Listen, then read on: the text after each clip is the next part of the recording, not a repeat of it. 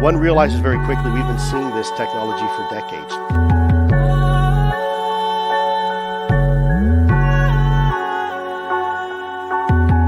I had access to all those programs.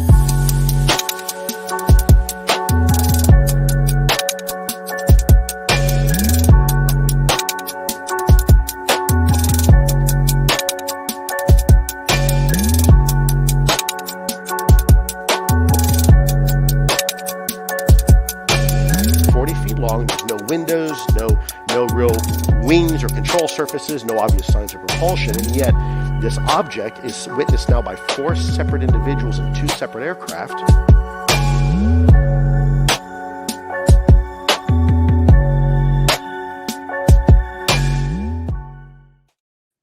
Hey guys, welcome back to another live interview here on the Disclosure Team YouTube channel. But quickly before I bring on my guest, I just want to say, please keep the chat nice and polite. It's okay to have differences of opinion, but just, keep it cool. If you do have any questions, please pop them in capital letters, but I cannot guarantee I will get to ask them all because we've got quite a lot of notes and things to go through here with John. So let's jump straight into it, guys. Again, thank you for being here. So John Burroughs is a native of Illinois, entered the US Air Force in 1979 and served for over 26 years. He was assigned to RAF Bentwaters in June of 1979 as a base policeman. In December 1980, John and others witnessed unusual lights in Rendlesham Forest. Guys, please welcome John Burroughs. John, how are you? Good. How are you tonight? I'm really good. Thank you again for doing this. I really appreciate it. Well, thank you for having me on. So, John, I know Rendlesham's obviously a huge case, a huge story that a lot of people are aware of. But if it's okay with you, I'd like you to sort of just talk us through the event over those 3 nights in 1980 from your perspective, and who was where and when, and then that, just so we can sort of piece it together. Sure. One of the things I want to give a little bit of access to is that before I go into the 3 nights that you want to talk about is there have been stuff seen prior to these 3 nights, different things that have gone on around the base in December, maybe even earlier than that. And even a year before, somebody had an interesting sighting at the end of the runway. And then after our event, there was other things that took place over the next series of weeks. So this wasn't like just a 3-night event, which is kind of rare in the first place. You usually don't see things go on, but you have a short maybe encounter or sighting or something, and that's it. It never happens again. For us, the people that were involved, it was a 3-night, I call it fiasco. So it started, we came on duty on our last midnight shift, which would have been Christmas night. Because if you go back and you want to research this, the Halt memo that got released to the News of the World was wrong. It was, right. I've never been able to narrow him down totally on why he did it, but there's speculation. But he said in interviews over the years that he wrote it off our statements, blotters, and everything else. What's interesting enough, the blotters disappeared shortly afterwards. They were classified. And then years later, he released our statements, and it verified that it happened at 0300 on the 26th of December.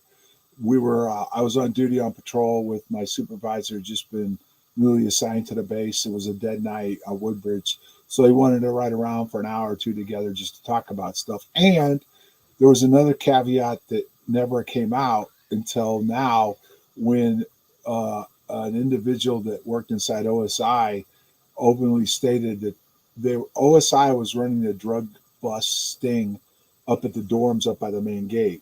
And they wanted us also completely out of that area where they didn't want to see any patrol car, any law enforcement activity. So we were staying away from that whole area. We were down by the flight line in that area. So we were out driving around. And as we went down the flat line road towards the east gate, there was, my supervisor saw it at first. He saw some strange lights that looked like, what he said is he got my attention was, he saw them above the tree line going into the tree line. So he got my attention to look at it. I looked at it, and I'd been there a year and a half, and I'd been down at that gate at night before, even stationed when it was open. And he said, have you seen anything like that in the forest? And I go, no. So we opened up the gate, drove down to the road where there was a T where you could go left towards Bentwaters or right. I forget the village. There was a British village to the right. And he kind of did a U-turn in the middle of the road. And I opened the door so I could get out. I looked into the forest. As soon as I opened the door, it didn't feel right. It was like an electricity in the air, stagnant. I wouldn't say it felt totally like slow motion, but it just felt like your body wasn't feeling right. So we both kind of got spooked, and we were off base. We were off base, and nobody knew we were there because we decided to take a closer look before we even let anybody know, because probably once we called in something like that, it was going to cause a problem, and it did. So we went back up to the gate, called on the direct line so it wouldn't go over the frequencies. It was Christmas night, early Boxing Day morning. It was very relaxed for the type of base we had. They even had one of the channels playing Christmas music, kind of to keep people, it's a bummer when you're stationed overseas from your family if you don't have them there with you, you're married and stuff. So I called on the phone and tried to explain to the law enforcement desk sergeant, who I was friends with, but I played practical jokes on what we were seeing. He didn't want to have nothing to do with it. He figured we were yanking his chain. So my supervisor tried to convince him, and he wouldn't accept it. So he transferred us from the desk to the CSC, my supervisor explained to him what was going on, and he sent down the security supervisor for Woodbridge, which was Sergeant Peniston. And he came down to the gate and saw the same strange things in the woods. It was lit up. It was like, at one point, it looked like there was a bright white light that was in the forest that might have been even coming towards the road, down towards the road from where we were at. And there was different colored lights in it. I've said over the years it looked like almost like a Christmas light display, like blue, red, green. And so Peniston confirmed it. And then there was a discussion, and this is all secondhand. When by secondhand, I wasn't on the phone. But this is what relayed to us, and even there was a brief radio transmission at one point. They made some phone calls. They called RAPCON, which was our radar system. They called Eastern Radar, which was the radar system that was in charge of the entire UK air defense. Yeah. And somehow Heathrow Tower got involved. I don't know. But the whole overall thing was they spotted something that was on radar above the forest in that area that disappeared off of radar. So people always question why we went off base. And that's always been kind of tried to be pushed under the rug by our shift commander, who did talk one time. I don't know who he talked to behind the scenes in our chain of command, but after the radar confirmation we were seeing strange lights in the woods, he authorized us to go off base to investigate. The authorities were notified, the British police and the fire department. Now, there's been stories that I've read that I don't have a handle. Even the British fire department did come out to the area at one point while we were out there. But so we went down. There was three of us that went. Peniston, Kabansak, who was his rider, and believe it or not, it was his first night on duty. Wow. And he actually thought maybe there was a practical joke going on himself, because they always used to screw with the newbies. And then Steffens didn't want to go, number one. He didn't like the feeling of any of it. But two, one of the two sergeants had to stay behind anyway, because you had to leave somebody in charge, at least till the cavalry came, which eventually more people showed up. So the three of us went off into the woods, and we went down a service road, a forest road. The lights seemed to get closer. We got to a point where we couldn't go in the vehicle anymore, and we had to get out and go on foot. It did play like cat and mouse with us a little bit. At one point, it was like maybe we thought it was one spot, and then all of a sudden maybe it was behind us. Wow. But eventually, when we got close to it, and this is where all this lighthouse stuff comes up, which always gets played up into. But I will tell you, the lighthouse was involved. Through research, we found out it was. And I'll tell you why in a minute. But we had some kind of interaction when we were coming up to it. There was like a berm. As we came up to the top of the berm, all of a sudden there was these lights that were there. And it got really bright white. And then we hit the ground. And basically, all I remember at that point, from that point on, me personally, and Kabansak has done an interview for James Fox at one point. Yeah. He stated that when we got close to it, he drew his weapon. I drew my weapon. I don't remember. I thought I left my weapon up at the gate, but his memory was I had my weapon and I drew it, and then we all blacked out. Now, by all he said he did, which I don't remember anything from that point, but Peniston has a completely different story from that point on. But basically then all of a sudden what I remember seeing is it kind of dimmed, something lifted up through the forest and shot off to the coast.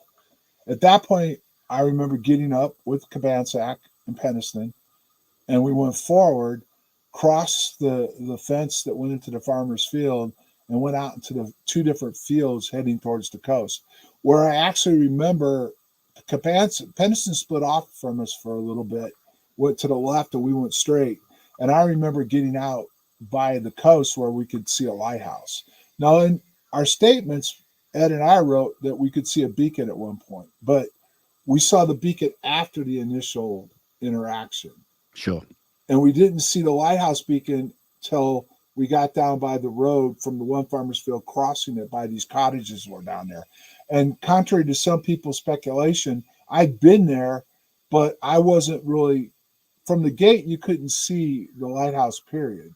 And I'd never been out in the forest like that before. So I really, you'd heard there was a lighthouse out there, but I'd never seen it before that night. Right. And Ed had just gotten there, so he didn't know.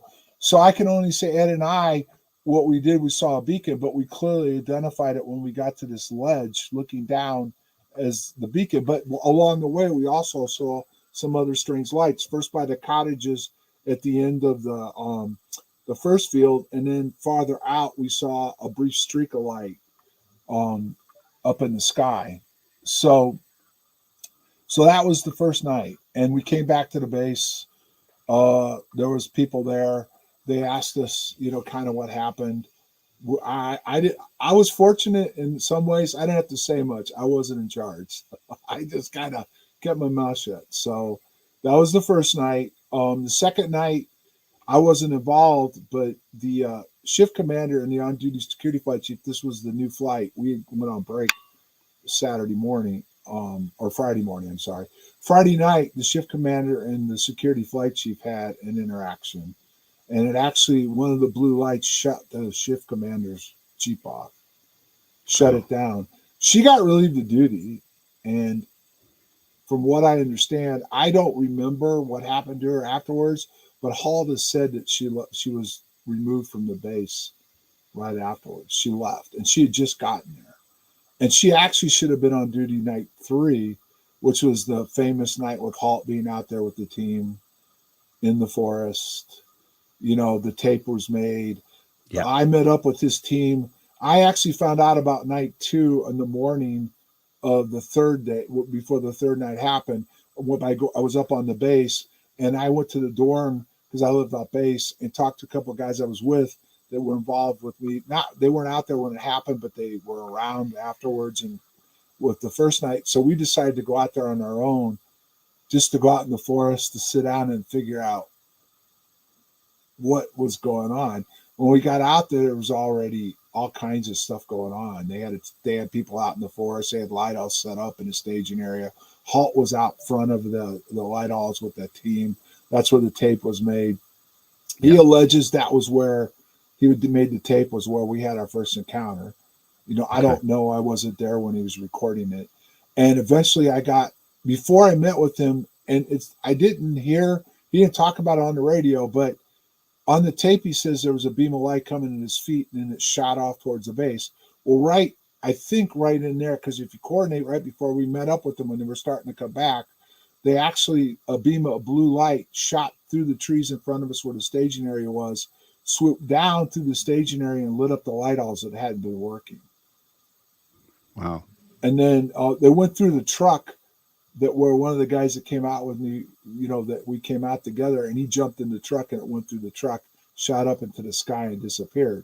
So then I went forward, and all this can be verified on the Halt tape. You'll hear that they'll say Airman Burroughs and 2 other personnel were out and want to come to your location. Sergeant Ball comes on and says, not at this time, we'll let them know when they can come out.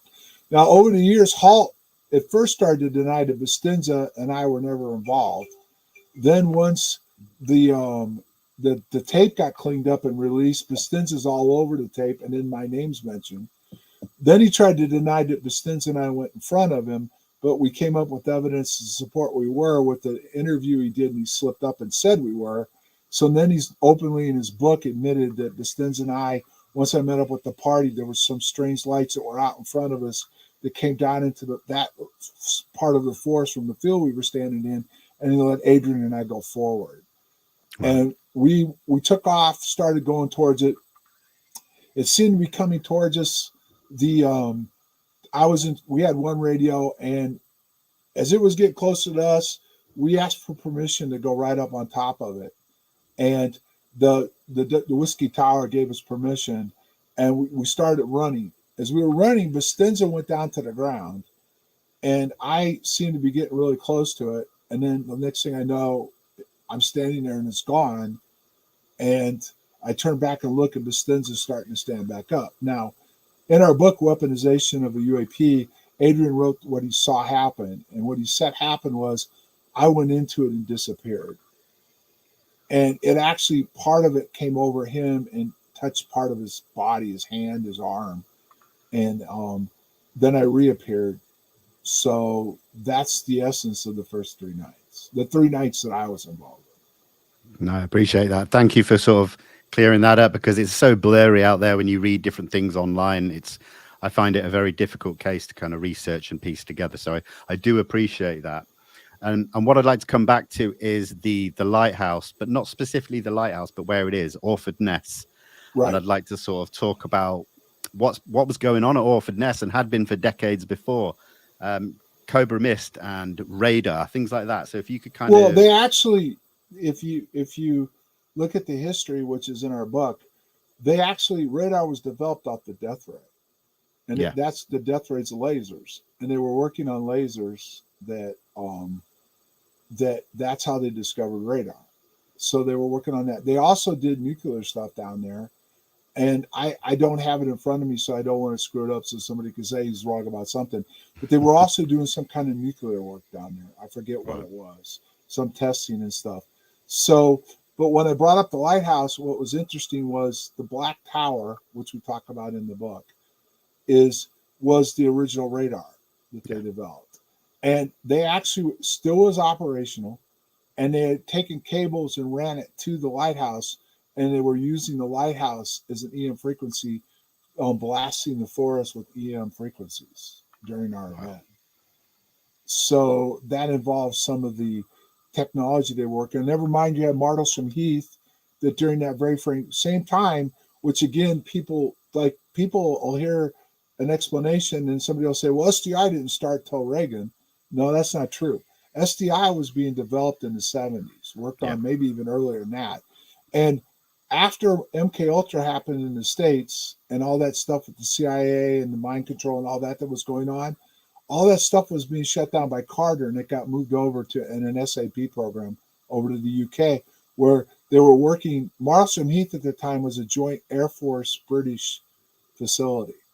And Marconi was on the British side working with the Americans, and they were actually working on SDI.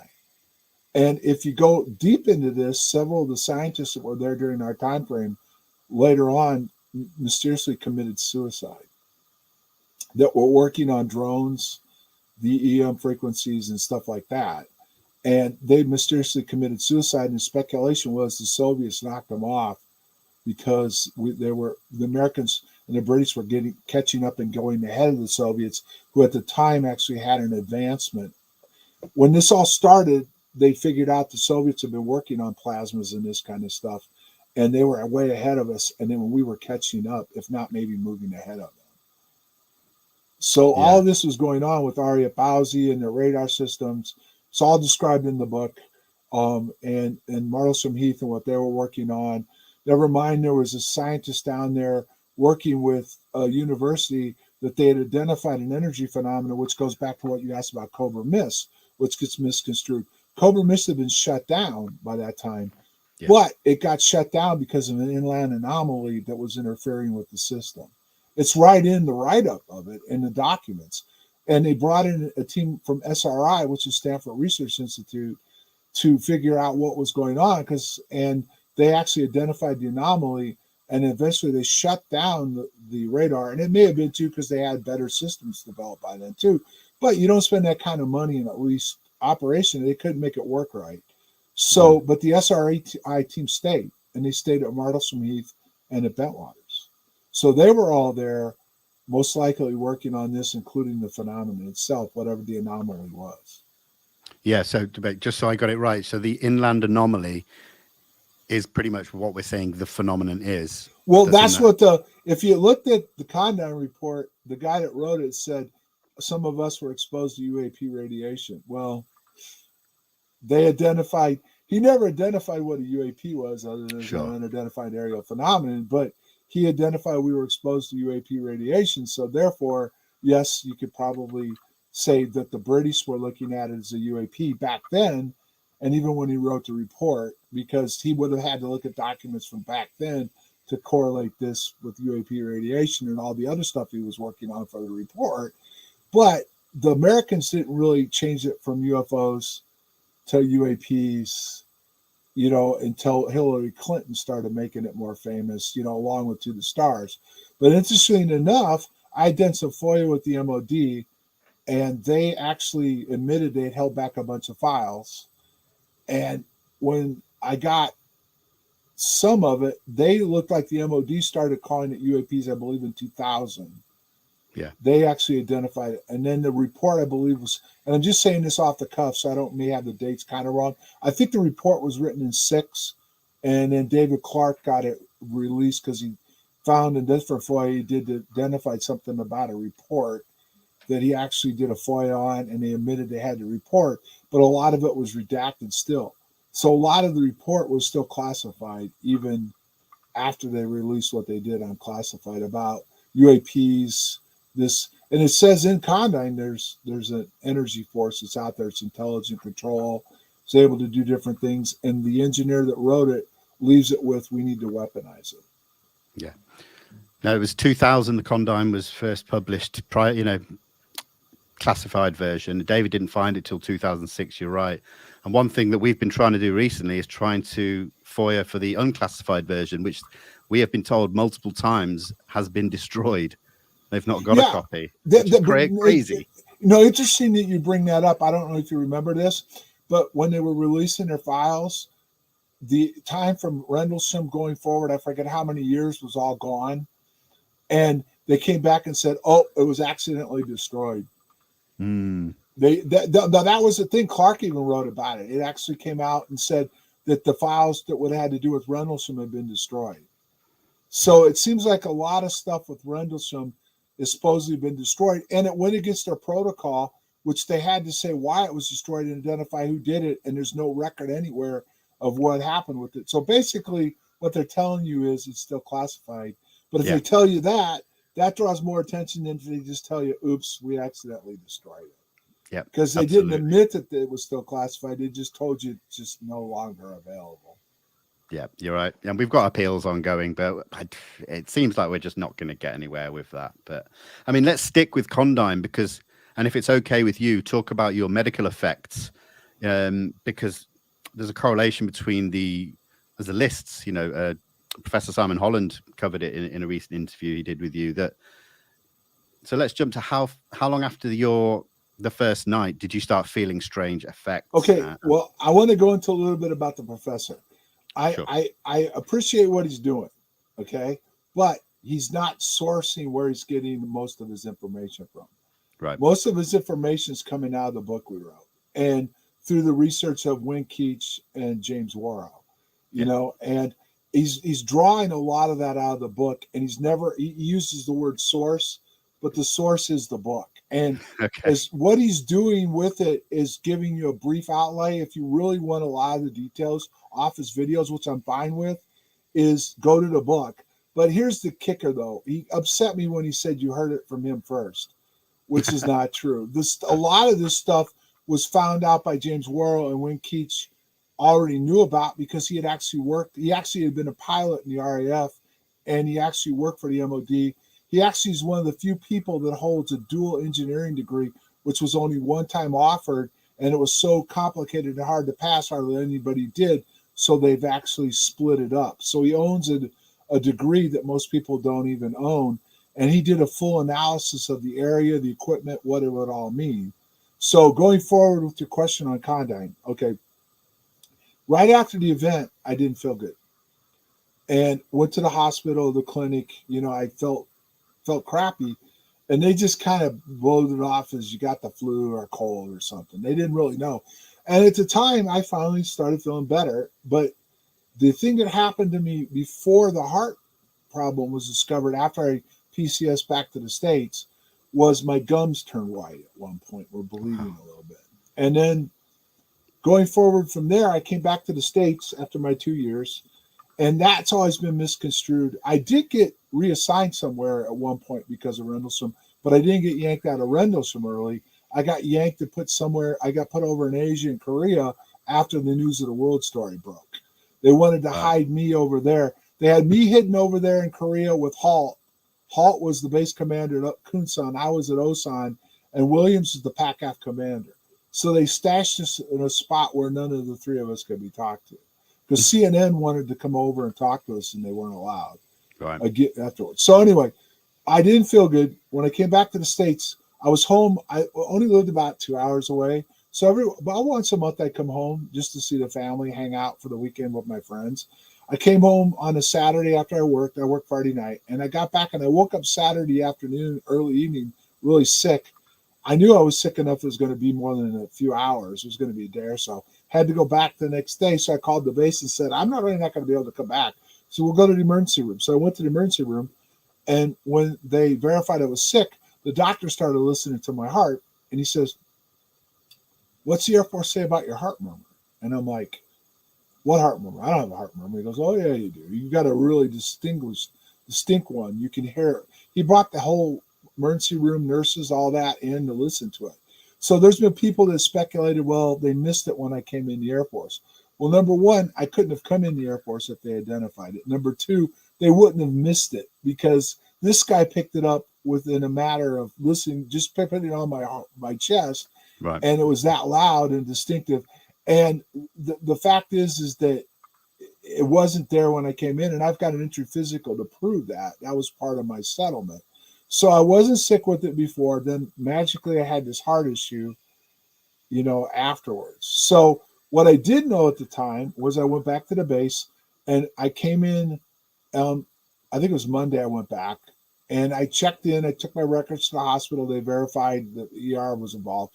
Tuesday I had to go see a doctor that came in from Wright-Patterson. And he did an examination on me, and he immediately told me that he was issuing orders for me to go to Wright-Patterson the next day to have a full bank of tests done. And he said, pack to stay for a while. You may not be coming back for a while. Wow. And he wouldn't elaborate anymore. So I went up there the next day, and they did echoes and a bunch of other tests, blood work and everything else.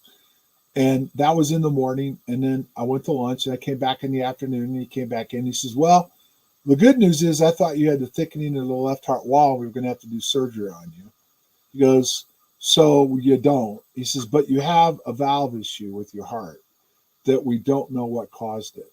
And he said, we're going to have to monitor it, and so that was that. And I did know at the time, Wright-Patterson is where they look at all this exotic technology and everything that might have happened. But you find that out years later. Went back to my base. Everything was fine. A couple years later, I started having eye problems at Arizona. So I went in to see the eye doctor, sent me to Wilford Hall to a specialist. I can't remember what exactly he was, but he wasn't just a regular eye doctor. He was a colonel high up in that thing. And the first thing he did when he looked at my eyes was, have you been exposed to radiation before? And at the time, I didn't put Bentwaters as radiation-based. Sure. I just said, not that I'm aware of. He says, well, you have. What I found out later was I have a hole in the back of my eye wall. Something damaged my eye wall. It's a hole. It's not a tear. It's a hole. So anyway, they sent me to him. He actually said with what I had, I shouldn't go to Korea. I had orders about into Korea. And he tried to cancel him, and they wouldn't let him. He said they had to work. He had to do the best he could to figure out what it was, what the treatment would be. and for me to be deal with the flight surgeon on my issues with my heart and my eyes when I got over there. And you should have seen the flight surgeons looking at me. I walked in there with my records, because when you get to Korea, you have to check in right away because it's a war zone. It's still considered a combat zone. It's just it's not a peace treaty that was ever signed. It's a truce. So I had to go in there, and I had to go over to the hospital, and they said, well, let's have your records. I go, here's the note. I got to see the flight surgeon. So I went in, and he looked at all my stuff. And he says, I can't treat you for this. He goes, what are you here for? I said, I don't really know, Doc, other than they said. The colonel was told back at Wilford Hall that I was going to Korea. There was no withdrawing the orders. I was going to go to Korea. So, and I missed the other part of the story, which I'll do real quick. When News of the World broke the story, all these people started looking into it. I got calls from everywhere. Don't know how they found my phone number, because I wasn't even in the phone book by my name. Had a roommate that was in his name, but they found me. But the guy that found me was Chuck DeCaro. CNN called me. I had to tell the base about it. Long story short, I had to go to public affairs on that one. Next thing I know, the next day I'm in the battle staff area on the secure line, talking to the Pentagon about how I was supposed to handle the interview with DeCaro. They wanted me to do it because the cat was out of the bag with the memo being out, and something happened, so they didn't want to look like it was being totally covered up. But they didn't want me to go into any detail other than to stick to the memo, which was wrong anyway. So that was part of it. So then going forward with my orders, when I got them, I had a friend in Outbound that tried to get me out of them. He ended up in front of his commander being threatened with an Article 15 for interfering with my orders. And the thing is that he looked at the commander and he said, why am I in here? We've done this before. He doesn't want them. And he was just inquiring into how he could possibly get out of them. And he says, this is so above, he told me this was so above his pay grade that he crossed the line with me. So not only that, but the doctor couldn't keep me out of Korea, which I found out later why, which I told you earlier. Yeah. So, there was all kinds of issues early on with my health, which later on led to my medical records being classified, which I can go into a little bit after down the road a little bit as you go along with this. Yeah. So, at that point, go forward a bit further, and this may fit in with what you just said, but am I right in saying Kit Green got involved, and maybe even Colin Kelleher and possibly Robert Bigelow? So, they're wanting your DNA and things like this. Yeah, if you wanted me to go down this line. Okay. All right. So it started with when I got sick in early 11. It was actually early 11. My heart was acting up like it never had before. And the doctor, when I went in, they found it at the urgent care that I was an AFib, sent me to the hospital. They eventually shocked my heart back in the rhythm, and I had some congestive heart failure. But the doctor said, how long have you had this? And I said, well, this is the first time I've had an issue like this, but I've had the heart murmur since 1980. He goes, where are your records with that? I said, well, I was injured in the Air Force. He goes, did they do any tests and stuff? I said, well, yeah, in 81. He said, I need you to request the records. And he wrote up a request through the military. I need to look at these to better understand what's going on. Because he said, what you're going through doesn't fit the symptoms normally of what you would have. The damage just didn't add. The symptoms were worse than the damage appeared to him. So I requested them and didn't get a response. Went to my first senator. He requested them, got told my records were they weren't where they usually would be. The aide, and most people, the senators don't do the work the aides do. They just use the power of the office. So she figured out really fast that my records were classified. So she wrote me a letter saying they were, and she said I had to go file for disability to force them to look at my records and admit what's in my records, what's wrong. So we went ahead and I went and filed a disability and came back, gave her all the information. He was getting ready to retire. His term was coming up and he was going to retire. They got nowhere from that point on all the way till the elections were over and he retired. So what he did was, she said, you can give it to it was a Republican that got elected. I forget his name now. And she was going to work with him. Or I recommend you give it to Senator McCain's office. He's farther up the chain, especially with this new senator. And so went to McCain. He got me in to at least get a physical. When I went in to be looked at, to evaluate whether I was disabled from in the line of duty, the doctor starts asking me questions. They start identifying what happened. And I saw an eye doctor too. I'll go into that in a second. But she said, well, interesting, everything you're applying, you weren't in the Air Force when you said that's when you were injured. And that was the first time I found out that they were actually trying to cover up. I was not in the Air Force until 1982. So I looked at her and I says, well, I pulled out a pay record. I said, you see, I was being paid in 79. I came in and she goes, looks at it, looks at me and says, I can only go with what I've got here in front of me. I'll write it up as such and we'll take it from there. So I saw an eye doctor. And now that's when I first saw my records again, because there was this envelope, a vanilla envelope with records that were huge. And I'm pretty sure he had those, but he was a specialist that came out of the DOD. He looked at my eyes and he came back and he says, nothing's changed since 1980. He says, we'll continue to monitor it. I go, what? I go, that's all you need to know. Get out of here. So then in the summer, I got denied, which, I've got all the paperwork. I've actually shown it in presentations.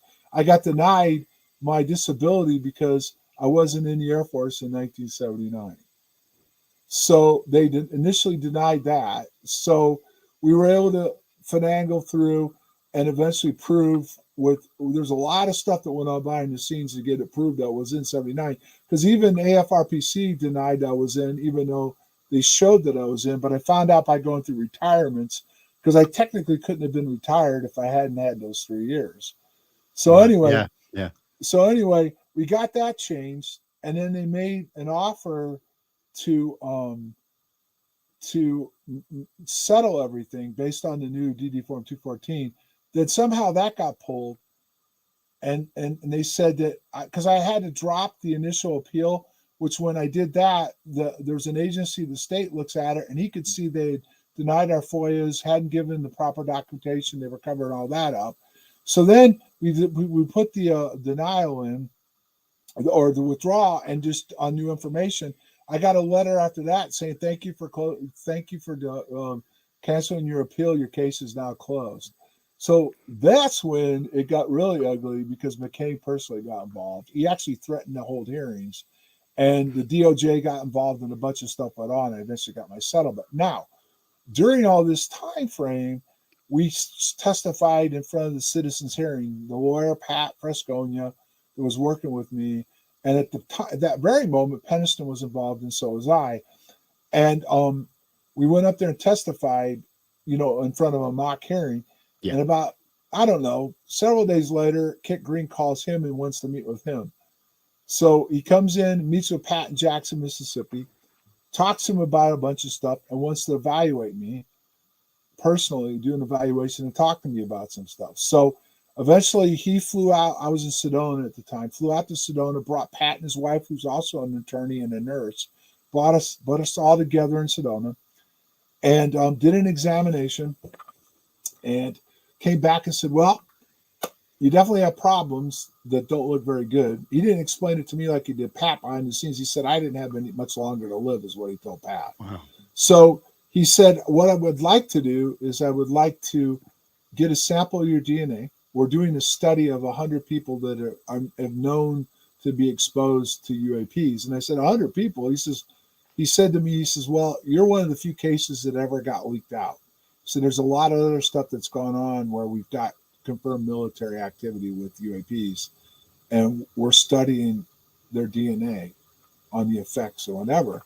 I said, all right. I said, and he says, we want to do an MRI of your brain. He says, we want to look at the brain and see what's going on with it. And there was just a loose imply that they wanted to see if the brain of mine was a lot like some of the other guys, which meant that we were having this contact more because of that or was it we damaged later? Well, couldn't do the MRI because I have a pacemaker, because some of the stuff they did before they finally figured out, which I'll tell you in a minute, they figured out what was going on and why, was they didn't need to do that. So they really couldn't do the MRI. It was an MRI that they could, but they just couldn't justify it medically to go in on a theory. It had to have been a serious medical issue.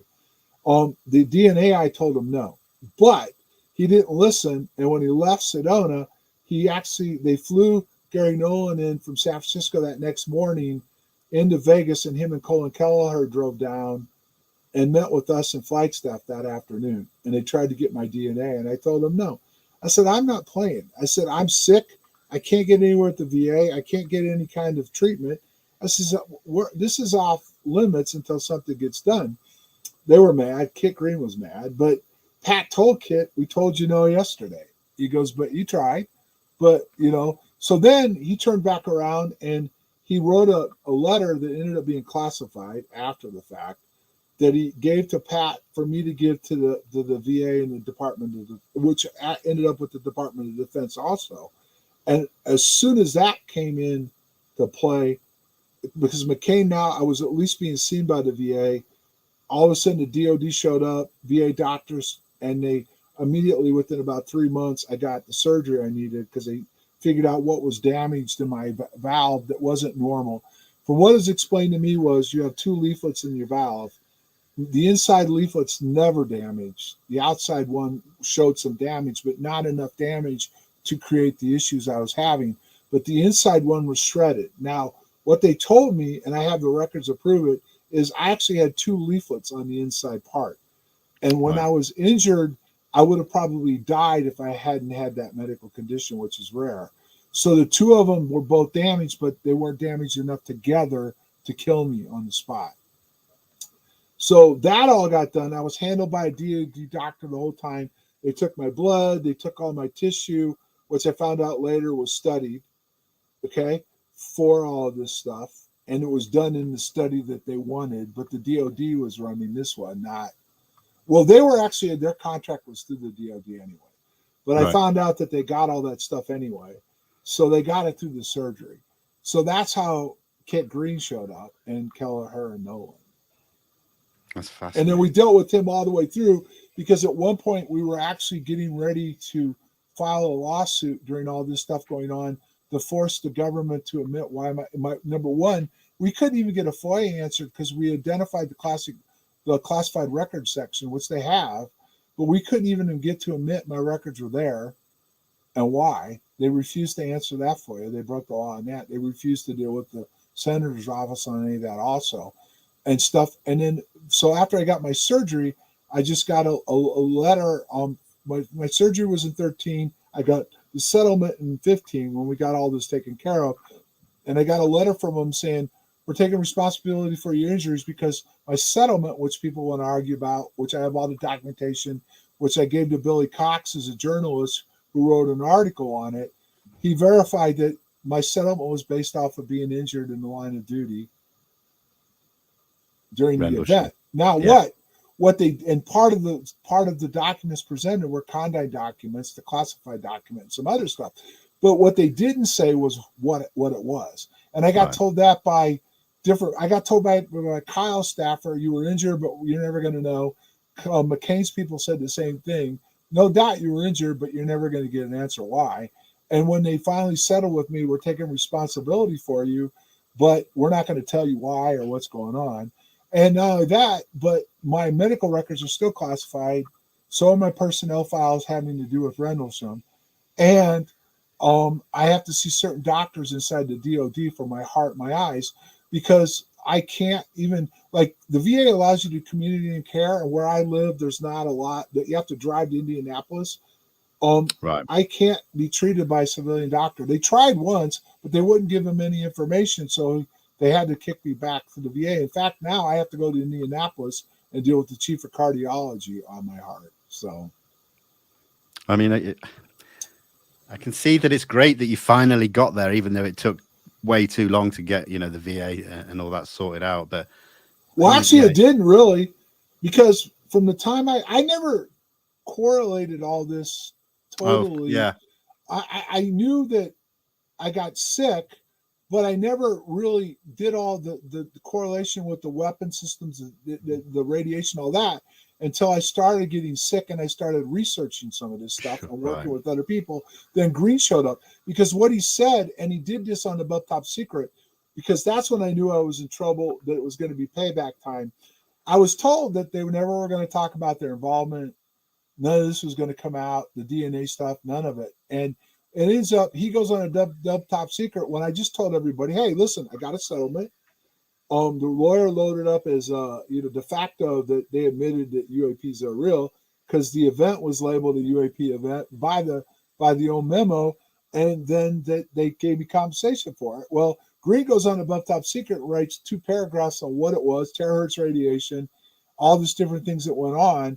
So and then I knew that there was more to this coming down the road. Then they work with Annie Jacobson. She's a correspondent, war correspondent or writer or whatever, and they talk about the DNA study, how this all plays together. So that's been down a whole different road, having to deal with them, to the stars, Lou Elizondo. I got taken down to Hal Putoff's facility, got briefed on Stargate and a bunch of other stuff. So this has been ongoing, even on the side, and there's definitely interest by the government in people that have had some kind of encounter with whatever a UAP is. So do you think this anomalous phenomena, whatever it may be, do you think that is what people are seeing and have been seeing for, as long as they've been reported, or do you think there may be multiple phenomena out there? Wow, that one's a tough one to answer. Okay. There is a phenomenon. Condign says there is. So that's been identified. The British changed it to UAP. The Americans now call it a UAP. So that's clearly something going on that they're working with that involves plasmas, intelligence, and all that. So that's there. Then you have to look at Roswell, which I don't know much about other than they supposedly uncovered a craft. So if that's the case, then there's something else possibly going on too. But what I can tell you is there definitely is some kind of a phenomenon that they're aware of. They've been studying it for probably decades. It involves radiation frequencies, intelligence, and they definitely have figured out how to start modulating it to use it in weapon systems, which are currently active, and they're expanding on it, going forward. So is there more than one thing going on? There's a good chance, but I don't know enough about the crafts and all that other stuff. And if you go into the phenomenon itself, it can make you think you're seeing something you're not. It can mess with your memory, and it can modulate radars. It can do all kinds of things, which we've explained in our book, that maybe a lot of what people seen they thought were craft weren't necessarily craft. To include what they talked about, the indentations in the ground at Rendlesham, the phenomenon plasma can actually create those indentations in the ground. And the thing is that lights that they talk about Halt probably, and I'm just going to barely just throw this out because we're going to expand on it down the road with all the facts, was there was a report of a satellite being brought down during our event that was going on. And that probably had something to do with some lasers and tracking plasmas that were either created from the phenomenon or we were able to do it. And if I've got a declassified top secret document that I've uncovered from the British themselves, the MOD, that admits they've been working on this back in the 50s or even 40s, but they expanded on this with the Americans, where that may have been involved with possibly bringing down that satellite that came down in the forest during our event on top of everything else that was going on. That's interesting as well. I mean, one thing that just came to mind then was there was obviously an incident at Lakenheath Bentwaters in 56, and I just wonder if that somehow has a similar connection. Glad you brought that up. Okay. The first time the incident in 56 happened at Bentwaters, shortly after that, they had an incident at Kirkland Air Force Base. It was a few months later where they had some stuff that went on down there. Fast forward to our event. Prior to our event in the spring of 80, they had a major event at Coyote Canyon at Kirkland, and then we had our event in December. So both times there was major events that Bentwaters, there was major events down at Kirkland Air Force Base where DOE's at, Department of Energy. How convenient and coincidental. And that, you can just look that up. People will try to say that's not true. Just look up the Bentwaters incident. Look at there was an incident at Kirkland, the time frame, and then look up the fact that Coyote Canyon took place, and it was around a nuclear storage area. And stuff, bunch of stuff went on, and then down there where DOD works and all that stuff goes on, and then boom, in December, we had our event. So both times they were there. And I think, and this is just speculation on mine because I can't get a full induction on the engineer that wrote the paper Condign. But I bet if you push the FOIA hard enough, because I can't do FOIAs with the British government anymore, they won't let me. Because when I got too close to some of the stuff, they sanctioned me. That's what they called, and they're not going to answer my questions anymore. But I think the guy that wrote the paper could have been one of the pilots who was involved in the 1956 incident because he was a pilot in the RAF during that time frame. He was a Navy pilot. It was Dr. Ron Haddo that wrote Condign. Right, but he may have been one of the pilots that was involved in the 56 incident. I'm just trying to think because I spoke to Dr. Clark, who interviewed some of the pilots from the 56 incident, and the names never came together. There was no correlation there. And I think Haddo was in the Navy, and that was the Air Force that was involved with the 56 case. But I'd have to do some more digging just to. I just wondered because of some of the comments in the Condign report and stuff, different things. I just wondered if he may have not, or at the least he interviewed and talked to those pilots. Sure, yeah. Because he was a pilot before he was or maybe he was an engineer at the same time, but he was definitely a pilot in the RAF. So.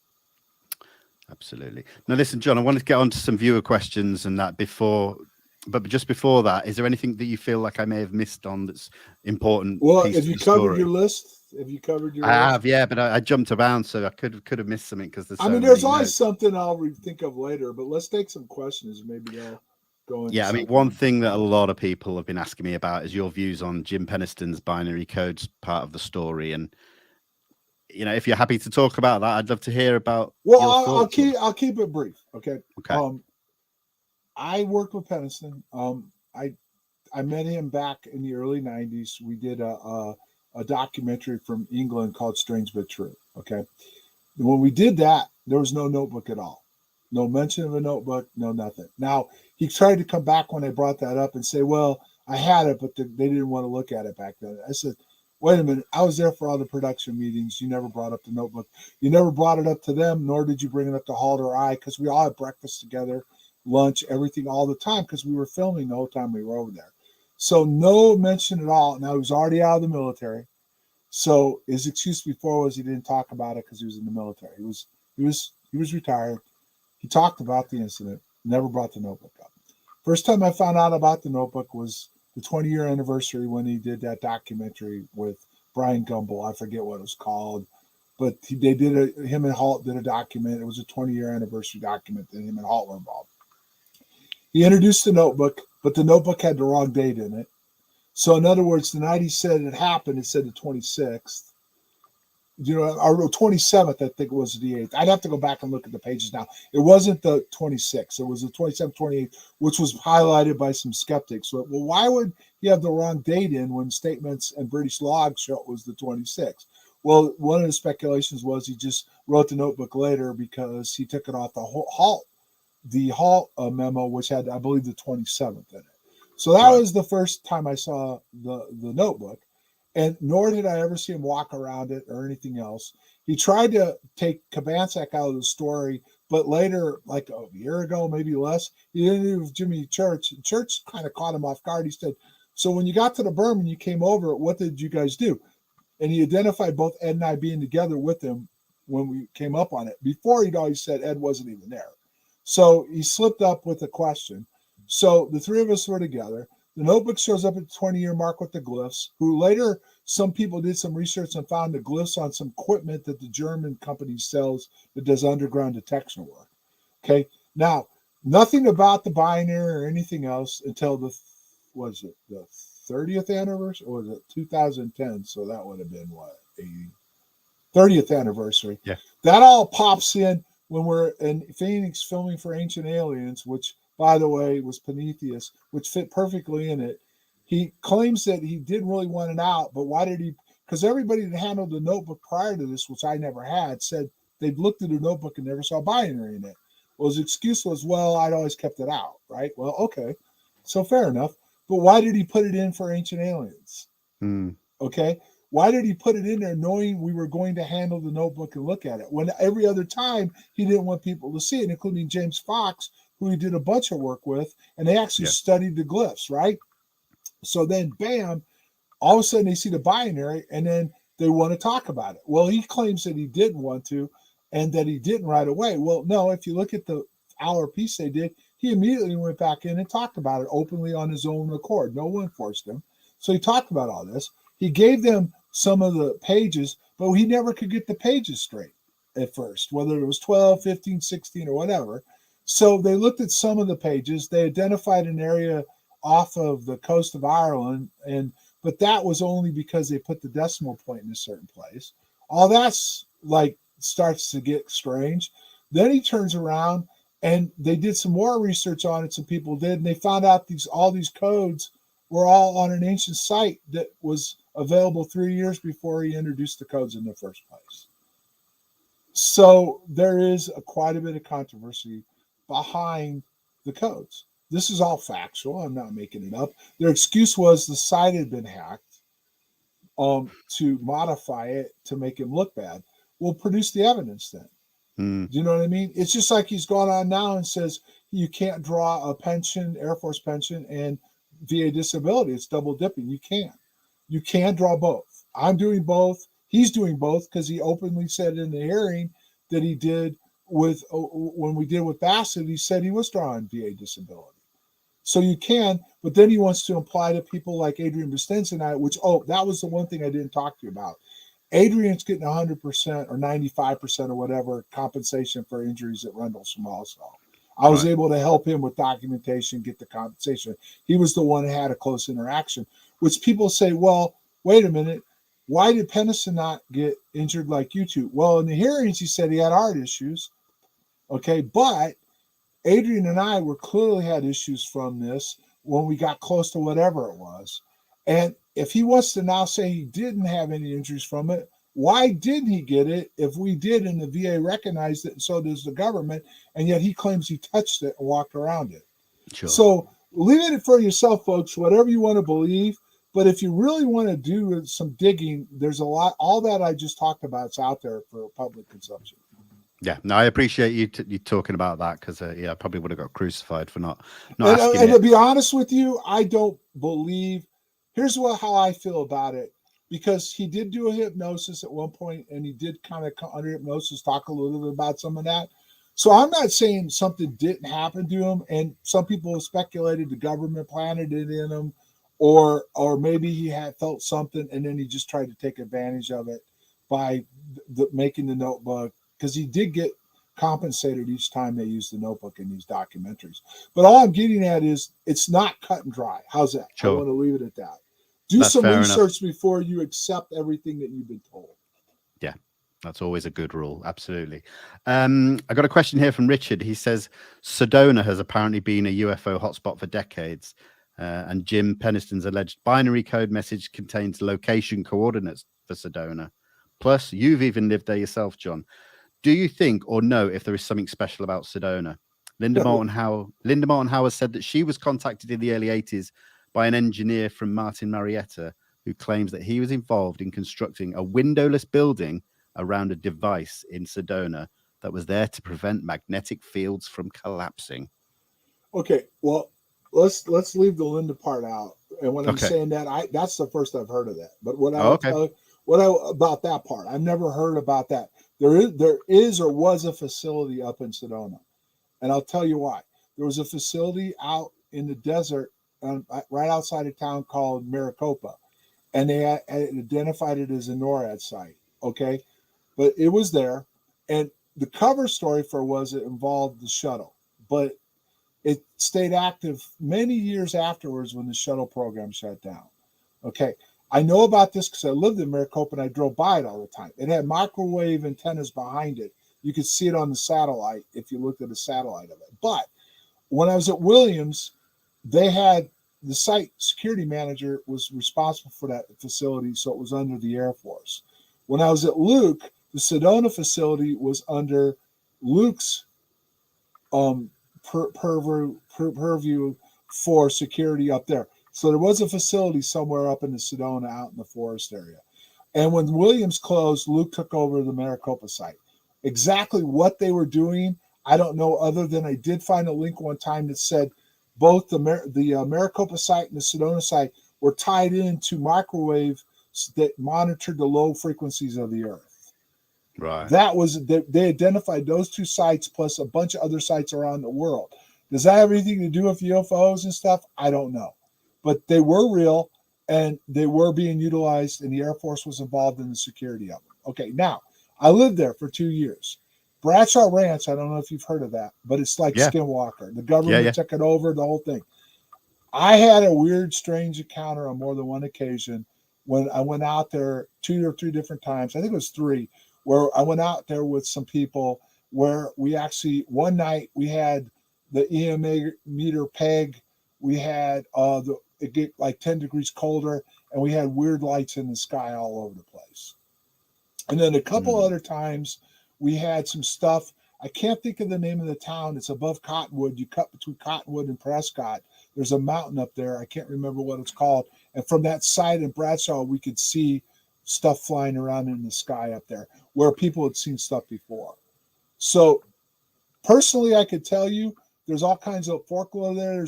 There's a partial portal. There's also something else that's interesting, which most people aren't aware of. Buddha put a time trap. They have a site there that's dedicated to time travel, and it's right there in Sedona on the west side of town. And they have these different. I can't remember. It's a stupa.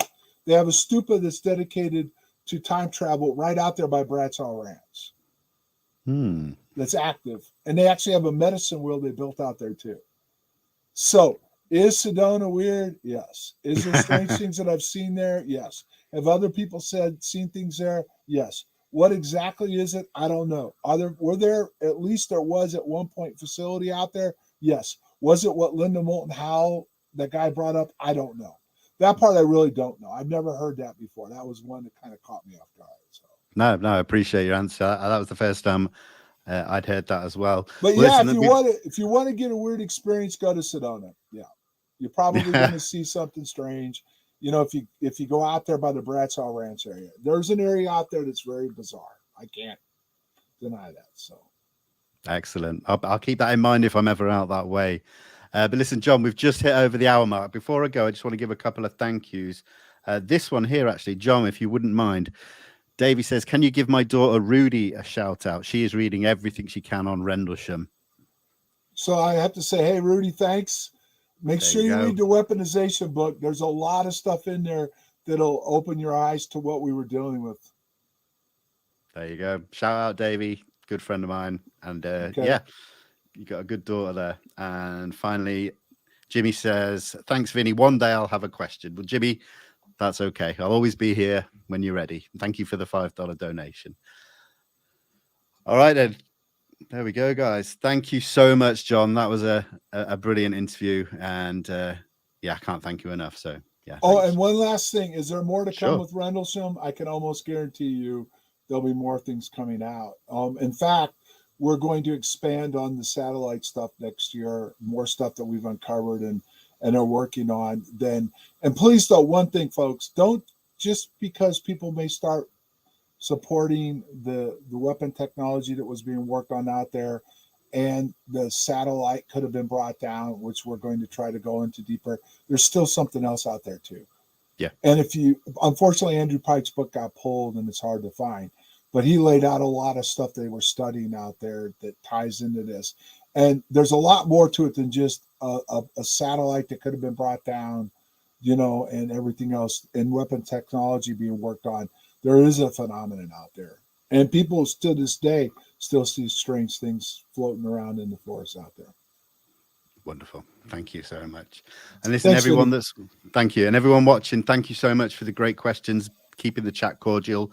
I'll be back next week. For now, guys, take care and we'll see you soon. Bye-bye.